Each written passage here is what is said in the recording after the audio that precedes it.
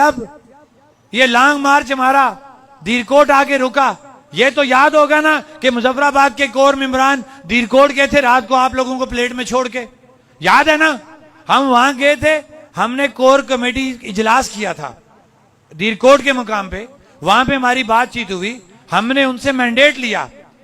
Core committee ने हम मेंबरान, 3 जो मेंबरान थे उनको मैंडेट दिया और वहां से हम एक फार्मूला लेके आए कि जाएं, जो मुज़ाकराती कमेटी आ रही है आप उससे जाके ये मुज़ाकरात करें।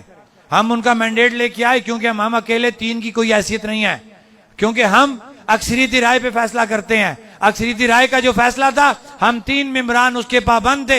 वही मैंडेट जो हमें पुंछ और मीरपुर डिवीजन ने दीरकोट के मुकाम पे दिया था, वो मैंडेट लेके हम यहाँ पे आए। हमने यहाँ पे उस कमेटी को जवाब दिया, जो पूरा दिन हमारे मुज़ाकरात उनसे होते रहे। फिर हमारा वहां पे डेडलॉक आ गया कि हमारे वो क्या, हमें जो मैंडेट मिला था उसके मुताबिक हमें वहां बात पूरी नहीं हो रही थी। हाँ, हमारा क्राउड बहुत चार्ज हो चुका था उस वक्त, वो क्राउड वहां से निकलना चाह रहा था।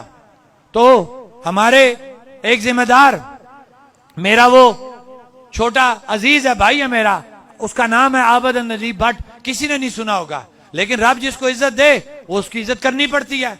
वो इस वक्त वहां पे एंटर होता है और उसने ये रिक्वेस्ट की कि आपसे ये रिक्वेस्ट है कि आपके मामलात सारे सुने जाएंगे, हल किए जाएंगे, हमें थोड़ा सा टाइम चाहिए।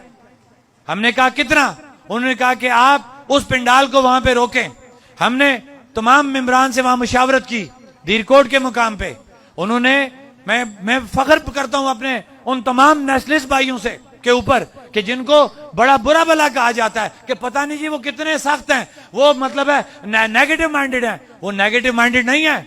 उस वक्त अक्सरियत से हमारे जो नेशनलिस्ट भाई थे उन्होंने इस बात पे इत्तेफाक किया कि अभी हम क्राउड को मुजफ्फराबाद नहीं लेके जाते, हम इनको टाइम देते हैं।